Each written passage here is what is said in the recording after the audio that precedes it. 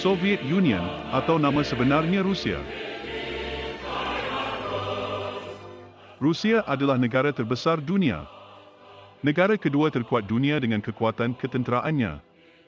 Dahulu ia menjadi kuasa besar dunia dengan pemerintahan USSR iaitu Soviet Union sehinggalah penubuhannya Rusia sekarang.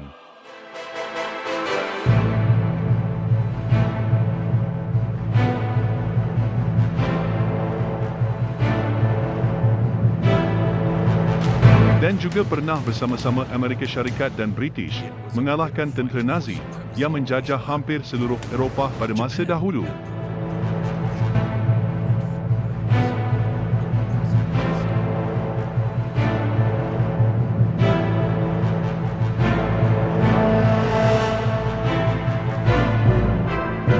Namun, apakah yang tidak dipersetujui oleh Rusia sehinggalah ia menyerang negara jirannya Ukraine dan ingin mengambil alih Ukraine sebahagian dari negaranya?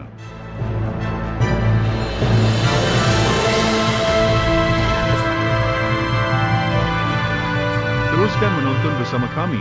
Jangan lupa subscribe dan tekan loceng notifikasi. Ukraine adalah negara kedua terbesar di Eropah dan mengandungi 44 juta penduduk yang berbahasa Ukraine dan segelintir berbahasa Rusia.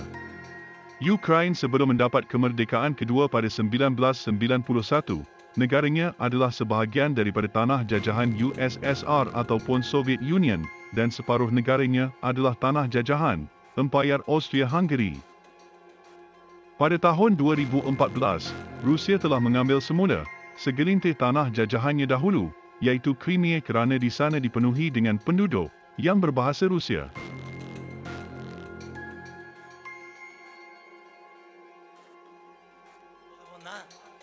Hal ini menyebabkan Presiden Ukraine Volodymyr Zelensky tidak senang kerana menganggap mereka sudah pun merdeka sejak 1991 lagi.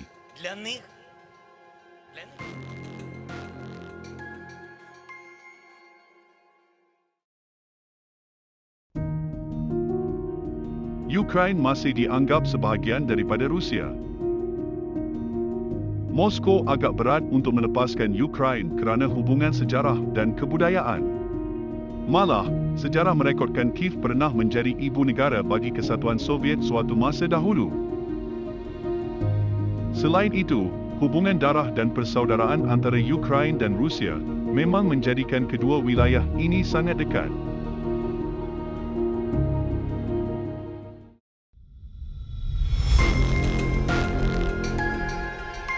Selepas Rusia mengambil Crimea daripada Ukraine, segelintir rakyat Ukraine mengalami kebangkitan elemen fascisme dan Nazisme yang menamakan diri mereka sebagai pejuang Evo yang bercita-cita untuk memperjuang white supremacy, anti-migran, anti-Islam, anti-Rusia serta menyerang mana-mana pihak yang tidak menyokong ideologi yang dibawa oleh mereka. Ukraina! Ukraina! Ukraina! Украина! Украина! Крым! Украина! Крым! Украина! Крым! Слава Украине!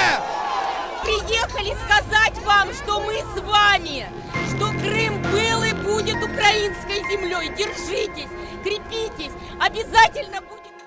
Hal ini menyebabkan rakyat mereka memberi tekanan terhadap kerajaan mereka agar membangkang tindakan Rusia dan menyertai NATO. We have some desire in our country, and in addition to this, we have a war in the east.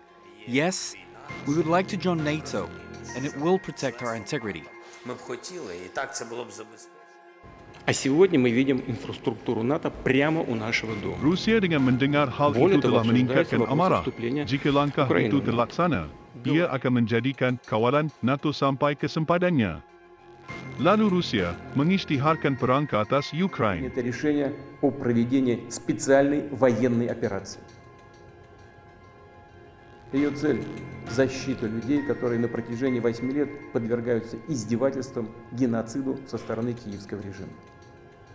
И для этого мы будем стремиться к демилитаризации и денацификации Украины, а также приданию... Officials say Vladimir Putin may move to formally declare war on Ukraine as soon as May 9th. The U.S. warned all day of a full-scale Russian invasion of Ukraine, that it was imminent.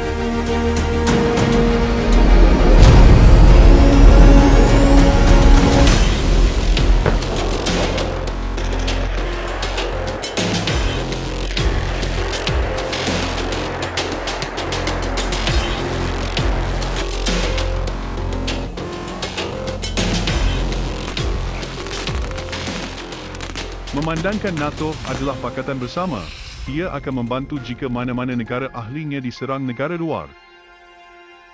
Jika Ukraine adalah anggota NATO, ada kebarangkalian bahawa pakatan itu akan melaksanakan operasi ketenteraan untuk mengambil semula Crimea yang sebelum ini ditakluk Rusia pada tahun 2014.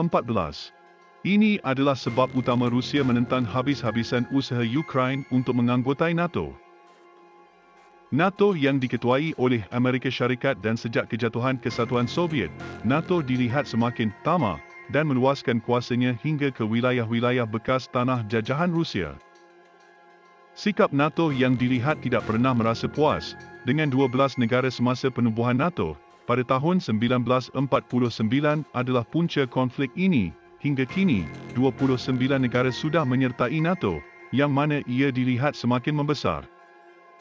Bahkan, hampir di setiap penjuru dunia, NATO membangunkan kesatuan tentera yang disifatkan bertujuan untuk mengancam Rusia.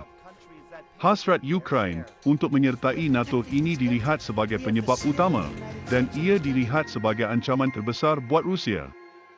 Dan penyerangan terhadap Ukraine adalah langkah pencegahan agar Rusia tidak tergugat.